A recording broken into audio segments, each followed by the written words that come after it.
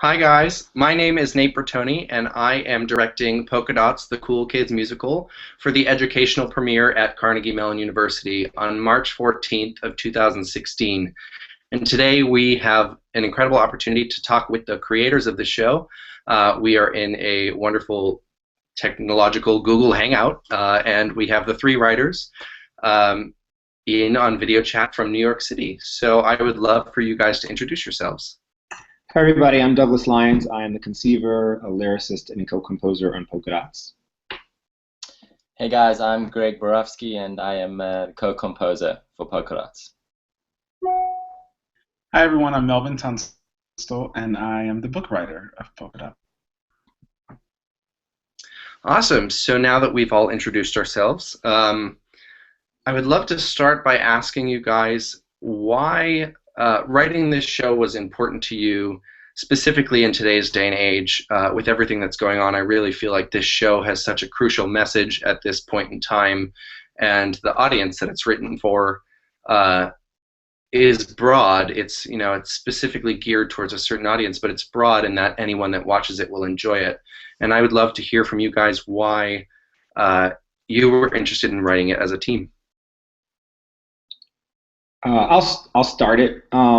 It was inspired for me. I saw a very interesting video interview of Phylicia Rashad talking about growing up in the Jim Crow South in the 1960s and being a little black girl with this obsession for a white-only water fountain. And when no one was looking one day, she went and tasted that water to only find out that it was the same water that was in the Negro fountain. And her quote is that humanity tried to trick itself to believe that it could divide the races. And that sort of sparked something in me. And then I did a little research on the Little Rock Nine and Ruby Bridges. And I'm a writer personally who likes to bring diversity to the stage. And this topic it spoke to me. And I called Melvin about a year ago, a little over a year ago, to ask him to join the team, as well as Greg. So that's how I got into it. Melvin, maybe you go next. Yeah, I mean, it was really as simple as Doug coming to me and saying, "So I have an idea," and he gave me the treatment for it, and what he was thinking was a no-brainer. I grew up in the South and was often the only black guy in the room, and so that's kind of been my journey, and it has always been super important to me, to try to fit in or to try to show that there really is a universal humanity out there. And so it was like, absolutely, there's no way I'm not going to do this. And my personal writing is geared towards families, and so it seemed like a really good match. And Doug and I have been friends working on Beautiful about a year, so it was, I had been watching his growth as a writer and how he really had carved out such a beautiful lane for himself in the business. So to be able to be a part of it and to get on the Douglas Lyons wagon, as I call it, was very, very easy decision. Yeah, and for me, I actually met Doug when I first came to New York. I'm also from the South, actually, as Mel says, but my South is the South of Africa. So, coming here to New York from South Africa just a little under 2 years ago, the first time I got to meet Doug was when I went to see a Lyons and Pakchar concert at Lincoln Center, and I was just blown away by his music and his talent. So I got to meet him afterwards, and we chatted and discussed, why I had come over. And then a couple months later, he sent me, just a voice note about a concept that he was working on, and this show about this, this little girl, Lily Polkadot, and he explained the concept, and just resonated so much for me, having grown up in South Africa. Like I was 12 years old when South Africa transitioned from apartheid to democracy, and I was 16 years old by the time I was first integrating with other black kids and making my first black friends. And I just realized what beauty must have been lost on both sides by the segregation that was thrust upon us. And nobody wins with segregation. That's what I realized. So this project really spoke to me and would speak to I think so many people around the world, you know, especially South Africans who would have grown up, you know, in the same environment. Incredible. That's, you know, a lot of that information is some information that I haven't heard from all of you so far yet. So that's great to hear, and I think great for any audience that will get to see this to hear as well. I think the next thing, which we somewhat talked about in this last conversation, is where the inspiration came from for this new musical, and we talked about the video interview that you watched. But I'd love to go a little bit more in depth into that conversation. If you have any more tidbits of how moments in the show were inspired, as we've been in rehearsal for the last couple of weeks, you know, we've been finding really, really beautiful moments in the music and the lyrics and the book of the show. There are some incredible moments of heartfelt storytelling in there, and I'd love to hear if you have any insight for anyone that will be able to see the show into what some of those moments mean to you, or where they came from specifically for any of you. I think I've learned the most exciting experience thus far as a writer, I think, has been this project, partially because it's picked up and gelled so quickly and been successful so quickly. But as far as inspiration goes, I'll start there and then I'll transfer into some of the smaller bits. Inspiration for the way that it's laid out. So the way that Polkadots happens, it's a 4-person cast, and it can be done with actors of any ethnicity in any role, because the idea is that all of the actors in the play appear in makeup. And when writing for children, you know, there's so much youthful material out there, and actually Frozen, the whole Let It Go thing that happened, and what every kid in America was screaming in the backseat of their car, and their parents wanted to get in a car accident on purpose. That whole movement sort of influenced my mind. It's like, well, what is the way to change the minds of people who haven't made the decisions yet, who are still learning? It's the next generation. If Polkadots was an adult show that we were trying to bring to Broadway, it might not be as received as well. But there's something about the youth and getting inside of their minds, because they don't think the way that we think. They don't see color. They see friendship. They see fun. And that was part of the inspiration for the makeup, that they could come to the theater and not see themselves reflected on stage in pigment, but in an experience and in love. So that was part of the inspiration. And I'll come back to moments later, and we can go to the next person. Melvin. Mel? I think, oh, go ahead, Greg. Did you say Mel? Yeah, as in Mel? I can definitely, I can definitely speak of, you know, a specific moment that kind of, you know, says it all for me, and it's in the show where the kids cover their eyes and they just have a conversation. Damn it, I knew I should have there gone. was a picture. No, too late. There was a great picture that was going around on Facebook, and it was of a little white kid hugging a little black boy, and said, you know, hate is taught. And I just love that, because you see in these two kids, like Doug was saying, they don't see color. They just see another human that they interact with. And so that moment for me, where the kids just cover their eyes and they have a conversation, and they find all of these, you know, things that they both like, and that they both are experiencing. And for me, that's the heart of the show. It's like, get past what's on the outside, and at the end of the day, we're all the same on the inside. You know, our skin colors may change, but the core of humanity is the same. And so for me, that specific moment was very, very special. That kind of happened. I didn't plan it. It just, all of a sudden, it was like, boom, let's just do this and see where it went. And so that moment is very, very special for me. I think before Greg speaks, I just want to say that that moment in rehearsal for us between Myhala and Jordan, who are our actors playing Lily and Sky, has been kind of one of the most, I guess, well received on my end, but also just easily translated from page to stage. That moment was really, really stunning to see. I didn't have to direct a single thing with this process in general. I've really let the actors tell the story through through their experiences as well, and kind of just guide it to believe, to make it what I think we all want to see on stage. But Mahala and Jordan, with that moment, found something really, really beautiful, staging it on their own, and I can't wait for you guys to experience that and see what it's like to have that on stage for the first time.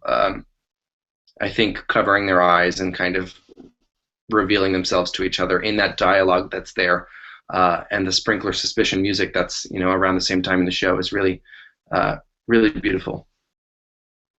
Great. Yeah, I think that's quite a key point that you make there, Nate. That almost is symbolic of the process or the journey that this whole show has taken. It almost seems to have happened quite seamlessly. Like you said, you didn't even have to sit back and direct it. It just manifested and formed itself.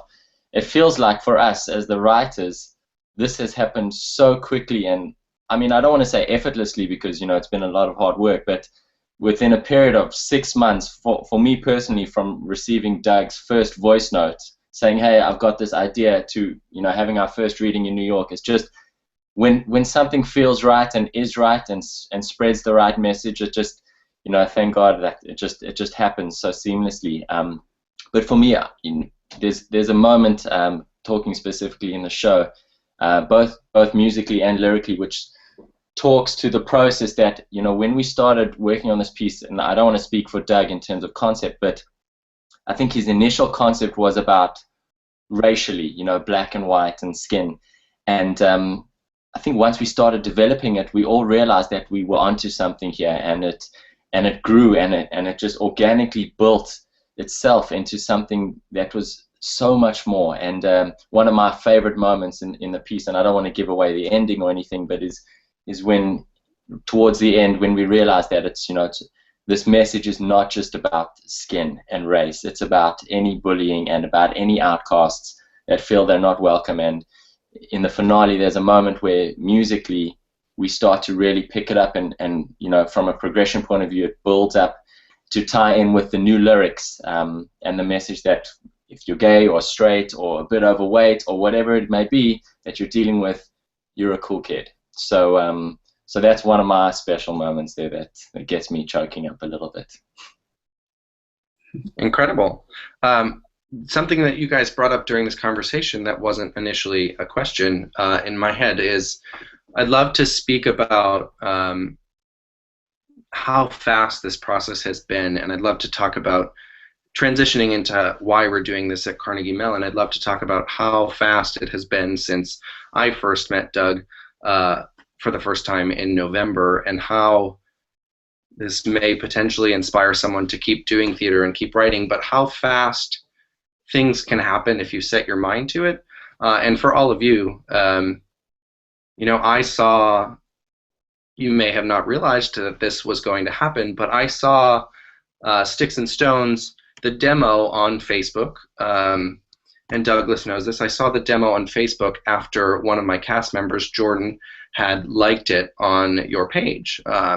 And Jordan had liked the song on Douglas's page, and I saw it, as naturally you do on Facebook, and I listened to it and was blown away by, one, its message, two, the actress singing it, and three, how beautifully you had crafted a story in just one song already. So I saw that, and I immediately knew that I needed to reach out to you guys. And maybe 3 weeks after that, Douglas and I had met in New York, and we spoke about what we wanted to do and how I could help you guys bring this story to the world.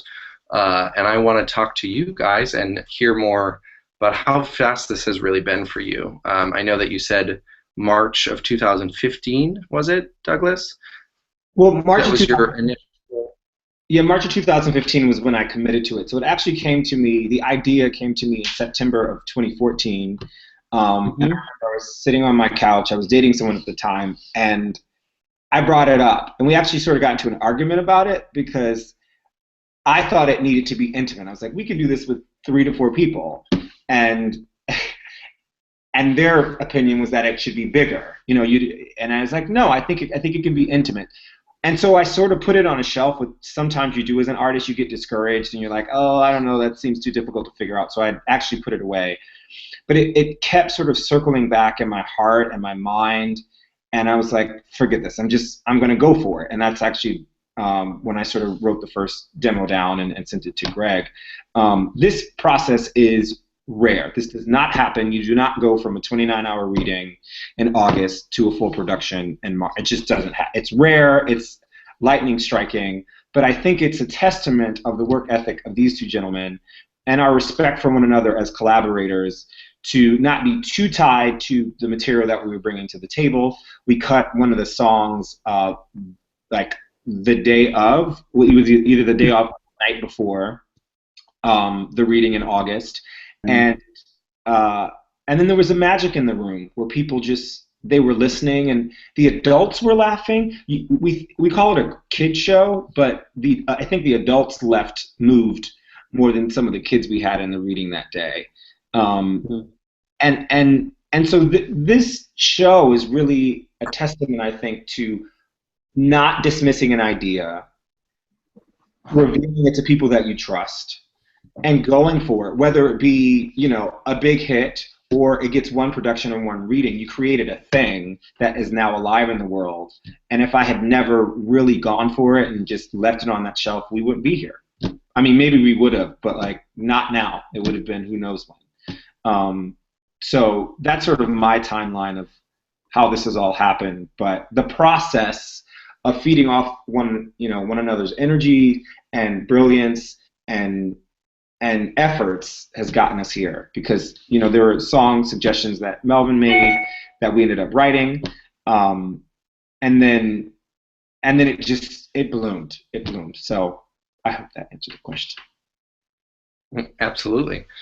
So I'd love to talk briefly about why Carnegie Mellon, and when we discussed Carnegie Mellon and discussed the possibility of doing it in an educational setting, in an educational premiere, kind of how that interests you. And I know that the audience is, for our specific production, going to be a wide range of people. We have, I've confirmed today that we actually have a couple troops of young children coming as part of a polka dot party, which we'll learn more about. One student and their parent decided to invite their classmates, and they're going to make it some sort of a polka dot party for them.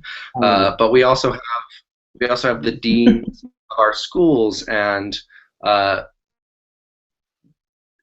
school students, middle school students, and we have college age students. So our range of ages is going to be pretty wide. And I think why I want to do it at Carnegie Mellon, and you can speak to this too, is that I feel that this show is most important today to be received by an audience that is multi-generational, because I feel that with everything going on in the world, with these conversations that sometimes we just don't want to have, and sometimes we have, a lot of the times we need to be learning from the younger generations, like you said, who may not see color and may just see friendship, but certainly will have opinions on what they see on stage. Kids aren't shy to share their opinions of what they've seen on stage. So once we do Polkadots, we'll hear from a lot of children and students as well as adults what they feel about the show and what their emotional response is to it. But I think for me, that's one of the most important things about bringing this show to CMU, is allowing you guys to have the chance for the first time, maybe the second time, depending on what your reading held, but to have an audience that is as diverse of an age range as we hope, and see how everyone across the board receives the same show. Yeah, I think we owe you, Nate, a massive amount of gratitude for being as forward-thinking and as groundbreaking. From my point of view, coming here from the outside and just seeing how much Doug and Mel were freaking out when you first let us know that Carnegie Mellon wanted to put this on.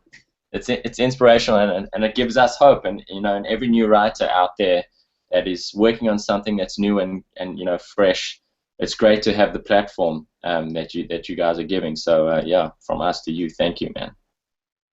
Absolutely. Well, I mean, Carnegie Mellon is excellence. So to be able to say that we premiered there is just, for me, it's just huge. Like, you know it's Carnegie Mellon. So many of Broadway's legendary performers, Tony winners, all come from that school. So to be able to have the material presented in such an excellent way, and like you said, to such a diverse audience, really is one of those, like, how is this happening to us in less than a year? So absolutely don't take it for granted at all. Like, it is a complete honor. So thank you, and thank you, social media, and Doug, for Yeah.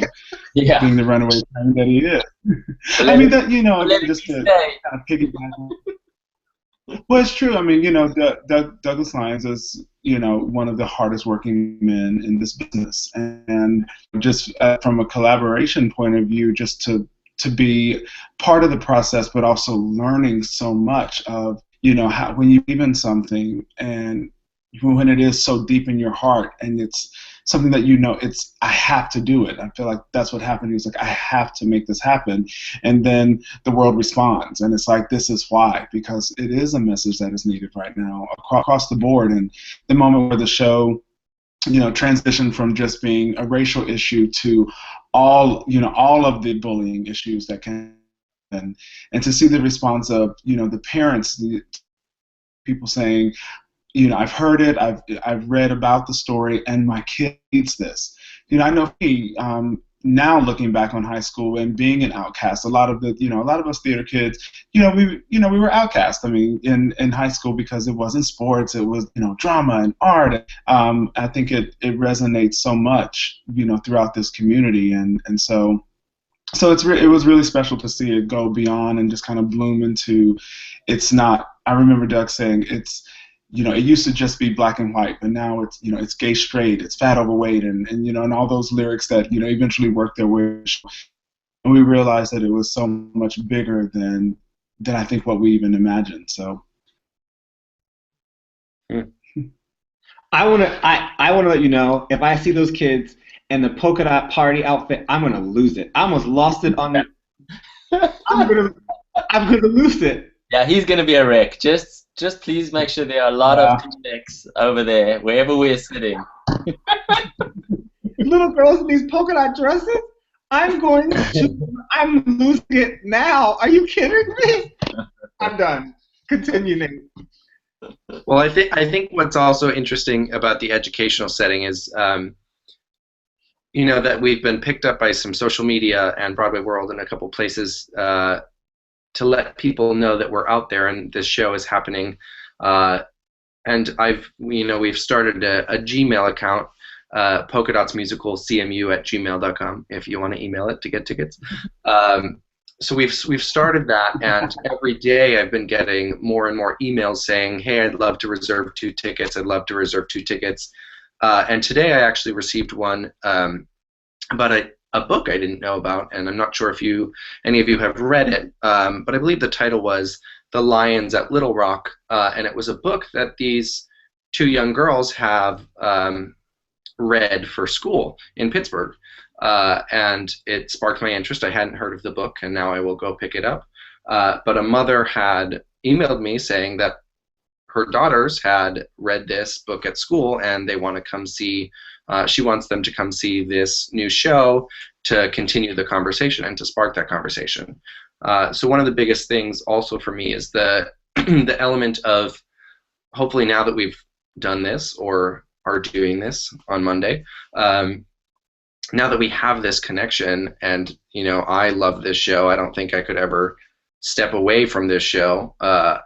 Unless you guys write something, next, that we have to step away for a brief second. But this show, I'd love to see go into every school. I'd love to see, have a sit down in Pittsburgh where schools can come see it on Tuesday mornings at 10 a.m.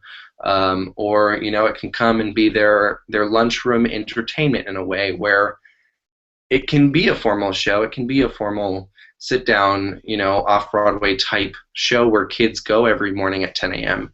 But it can also be something that's as simple as these students putting on a polka dot dress and a plaid shirt and performing it in their schools. And I think what the hope, where I come from, what the hope with starting it at Carnegie Mellon is that we all know without ego that Carnegie Mellon has the name in the drama industry. You can look at the people that have graduated, you can look at these alumni, and Carnegie Mellon is paving the way for recognition of education in theater with the Tony Award for Excellence in Educational, I just butchered that, I apologize, the Tony Award for Excellence in Education, theater education.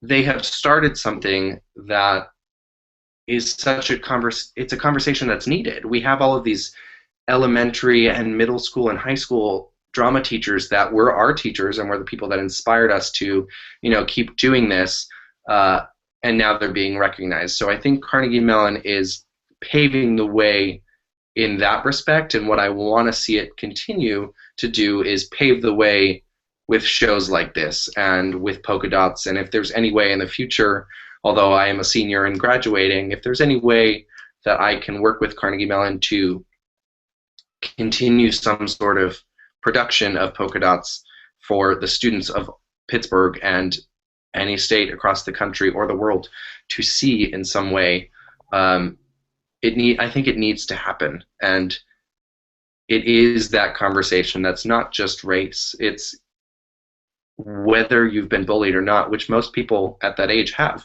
Most people today at our age, they're still being bullied in the workplace, on the street, whatever.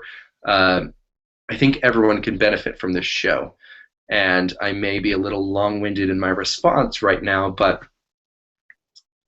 to sum that all up, I want to thank you guys for giving me this opportunity. I remember talking to Douglas, and maybe you all didn't have the say in whether I was the right person to do this, but I have been,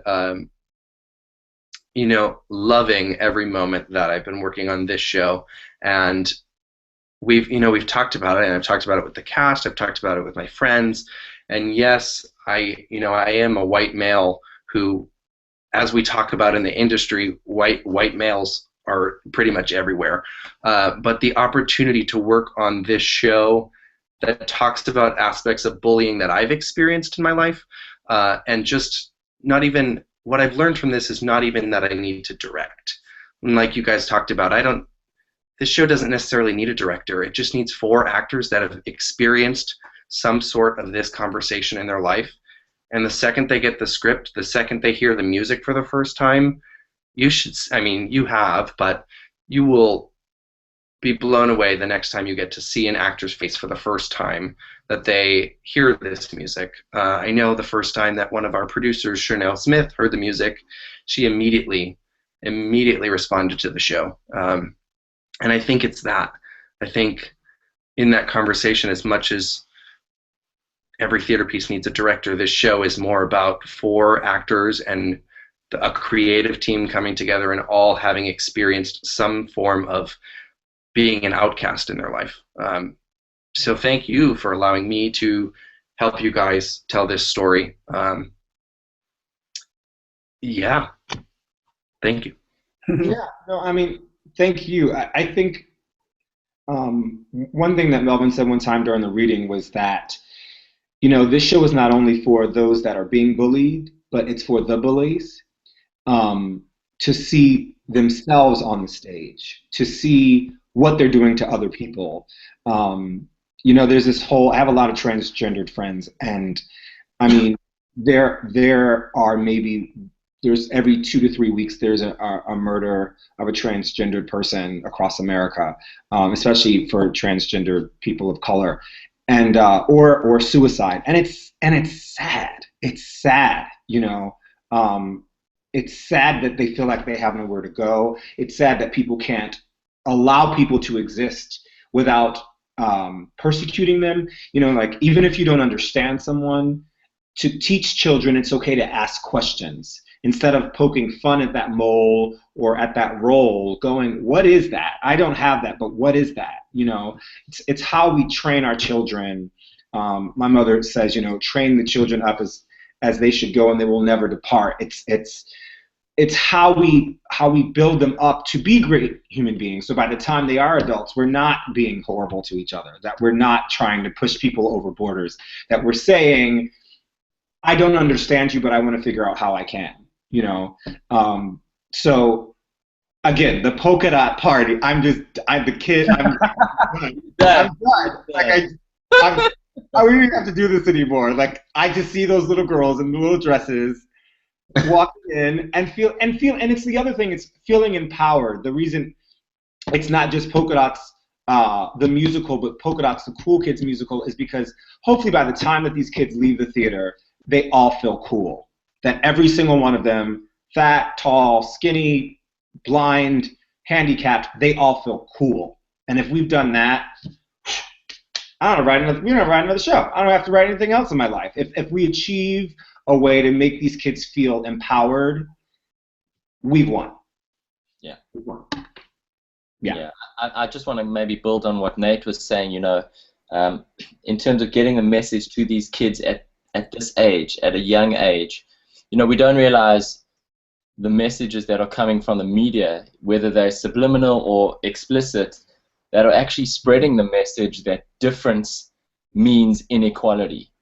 And for me, that's kind of what Polka Dots, you know, is achieving, or hopefully will achieve, is that it spreads the message that difference doesn't mean inequality. You know, no matter how different we may seem or appear to be, or whatever, the different cultures or whatever, it doesn't mean the same thing as inequality. Everyone is worthy and everyone is equal, and that's the sooner we can get that message to counter the message that is being fed to the kids now, the better. And the sooner we can get it to all the kids across America and across the whole world, to be honest with you, the better. It's a case of emergency. Yeah. Yeah. We've had such a great conversation. Questions that I had are kind of they've all been answered, but what I'm curious about is, I guess, one thing that you look forward to specifically, besides the polka dot party and the little girls in their polka dot dresses.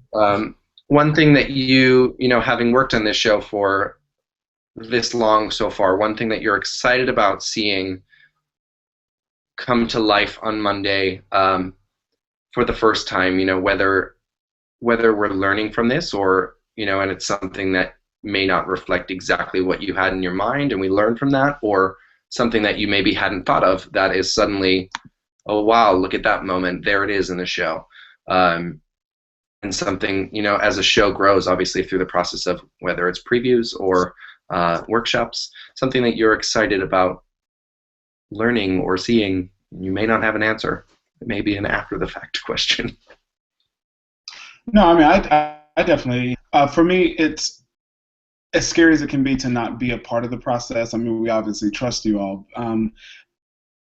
To just go and see how, what you guys have done with it. And I think for me, that's what's most exciting, just to see how the truth of the story plays out without us being there going, well, it needs to be this, it needs to be this, but just to fresh take on it, and those actors, how those words have affected them, and how they present them. I mean, that was a really cool thing about the audition process when we here in the city, just seeing how people read the words and how they heard them, and so for me, as you know, I know I can be a little hands-on and want to be there and make sure is how I thought.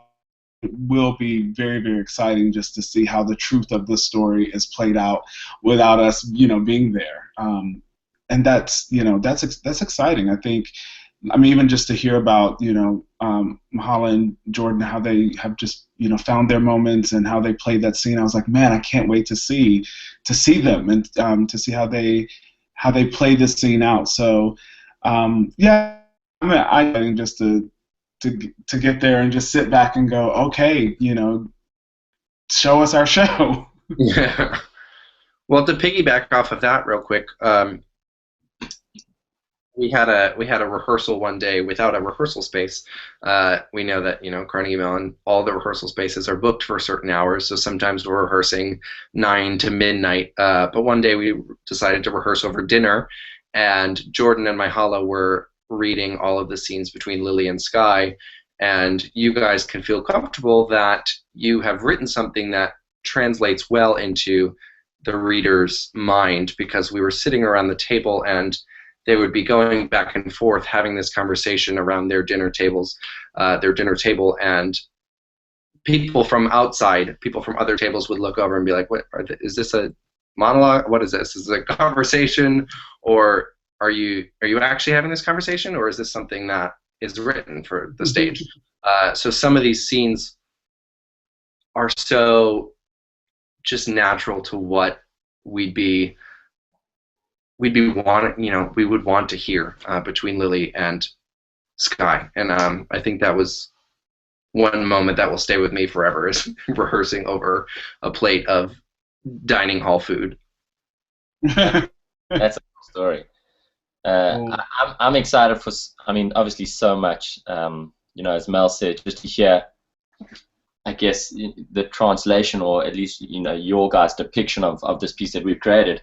But I don't know if the other guys have realized this will be the first time musically that we're going to hear a full band actually rock out the score. So I personally am so excited to just hear how a full band, takes the notes that we put on a page and brings that to life. You might have to get a few Kleenex for me there, actually. But yeah, I can't wait to rock out.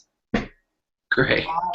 I'm excited because in pitching the show, which TYA, Theater for Young Audiences, is one of the hardest departments in the theater. Theater in general is hard to get your work produced because everything costs money and nobody has it or wants to use it, and that's fine. But the TYA pitch is hard for this show because people see kids musical and they think, I don't know where I'm going to place that in my season. And what I'm excited about is sitting in a 400-seat theater with kids and parents and taking notes on how they react and when they react and what sort of makes them smile, what makes them dance. That's going to be educational for us.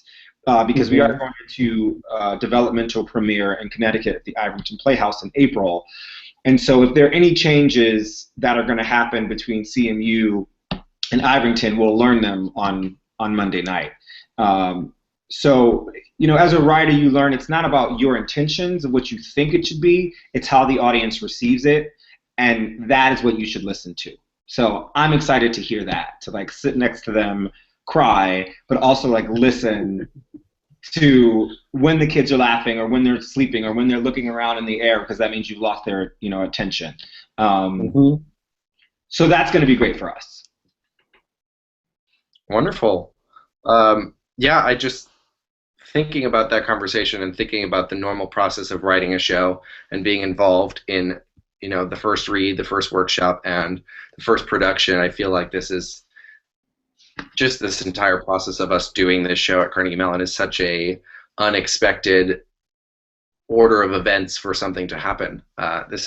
Before you guys go and do this at Iverington Playhouse, you have the opportunity to send it off to a group of actors and have them, read it for the first time in a very different setting where you guys are coming to just show up and see it, which I think is exciting and obviously terrifying and great. It's going to be an experience for all of us, I think. Specifically myself and the actors are learning a great deal from doing this, brand new show that's never been touched in a way. So to wrap up, I guess I would love to just say thank you for everything that you guys are doing to get this show possible on our end, and I can't wait for us to bring this show to Pittsburgh in 6 days. That soon already? Everyone's facial expression. 6 days. So it seems like I've been working on it for months, but you've been working on it for at least a year, if not more. So it will be amazing to have you sit in the audience and watch what we've created together and what's happening. And if you have any final thoughts, I'd love for you to share them. If not, I have asked you my questions. I'll just say thank you. Thank you to Carnegie Mellon University, to you and Chanel for putting this together, to the actors for their time. I know in college you want to sleep and like party and not do any musical necessarily at the end of the semester, but we appreciate that. And yeah, we're excited to fly there and be in the room, and hopefully those little polka dot children in the polka dot party, their hearts will be warmed. That's the hope. There you go. Yeah, I guess I'll just jump in and say thanks so much, and I really hope you guys have as much fun putting it on stage, and the audience has as much fun watching it as we've had, writing it. Yeah. Ditto to all the things. All right. Thank you guys so much, and I look forward to seeing you all on Monday, March 14th at 7 p.m. Bye.